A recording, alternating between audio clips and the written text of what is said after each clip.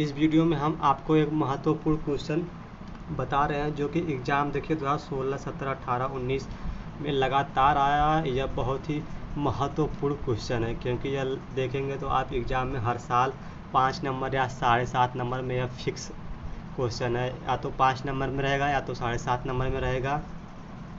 आप एग्ज़ाम में इसको और क्वेश्चन हम बताते हैं, या कौन सा क्वेश्चन है, give the theory of plane transmission grating, explain the formation of spectra. देखिए एग्जाम में हर साल यह क्वेश्चन पूछा गया है।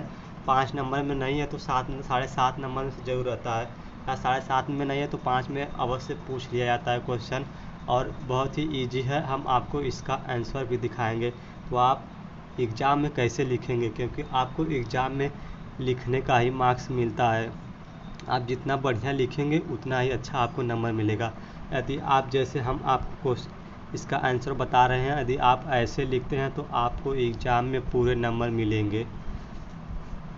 तो पहले आप हेडिंग डालेंगे, पहले आप आंसर लिखेंगे, जो भी आंसर रहेगा। देखिए आंसर 3 है तो आप आंसर 3 ऐसे आप उत्तर पुस्तिका में लिखेंगे। फिर theory of plane transmission grating या हेडिंग डाल के फिर आप क्या है उसके बारे में लिखेंगे।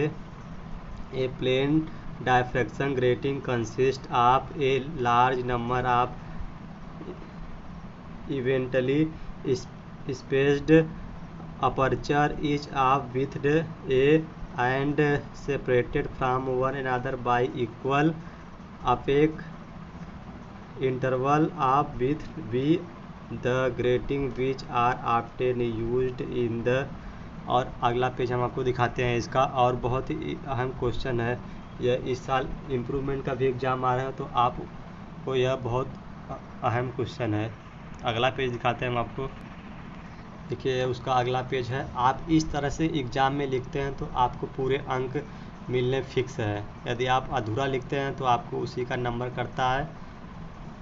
चलिए देखिए, आप नोट करिए और 2 से 4 बार इसको लिखिए ताकि रटना ना पड़े। 2 से 4 बार लिखेंगे, लिखने की आदत पड़ जाएगी आपको, तो आपको एग्ज़ाम में लिखने का ही नंबर मिलता है। आप जितना अच्छा लिखेंगे उतना अच्छा नंबर मिलेगा आपको।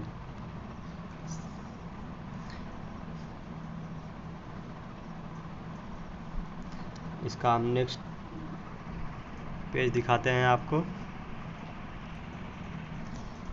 देखिए slit then the diffraction at all point. आप इसका डेरिवेशन है। अब इसके बाद एकदम इजी वे में हमने लिखा है, आप चाहे तो अपने समझ सकते हैं। एकदम सरल तरीके से हर स्टेप हमने दिखाया है। आप नोट कीजिए और 2 से 3 बार इसको हल कीजिए, बस आपको आ जाएगा। और आप एग्ज़ाम में ऐसे ही लिखेंगे तब आपको पूरे नंबर मिलने तय हैं। और अगला पेज दिखाते हैं हम आपको।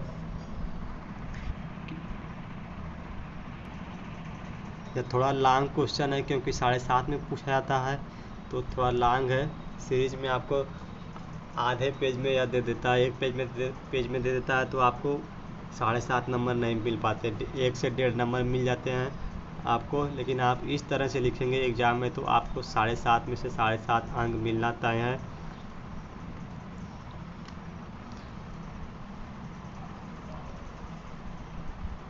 आप बिल्कुल एकदम सरल तरीके से समझ सकते हैं, और यह बहुत ही अहम क्वेश्चन है BSc सेकेंड ईयर। और अगला पेज हम आपको दिखाते हैं। थोड़ा बड़ा है इसका कोई आंसर, लेकिन बहुत ही इजी वे में है। आप इसको नोट करिए और 2 से 4 बार हल करिए।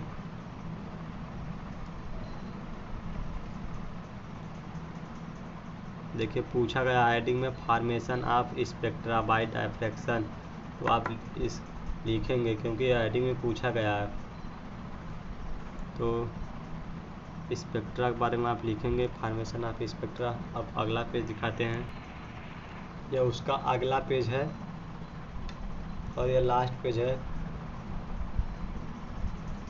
यदि आप ऐसे इस तरह एग्ज़ाम में आप लिखेंगे तो आपको पूरे मार्क्स मिलेंगे। यदि आप बहकाएंगे तो आपको एग्जामिनर भी बहका देता है। बस आप यहाँ तक ले लास्ट है इसका, और इसके बाद नहीं है। इस तरह आप एग्ज़ाम में लिखेंगे तो आपको टोटल 7.5 नंबर मिलेंगे। चलिए मिलते हैं नेक्स्ट वीडियो में। यदि आप हमारे चैनल पर नया हैं तो चैनल को सब्सक्राइब कीजिए और वीडियो को शेयर कीजिए, और बताइए कि यहाँ के बीएससी के सभी क्वेश्चन को सॉल्व करके आंसर के रूप में मिलता है ई स्टडी सेंटर पर। चलिए धन्यवाद, बाय बाय।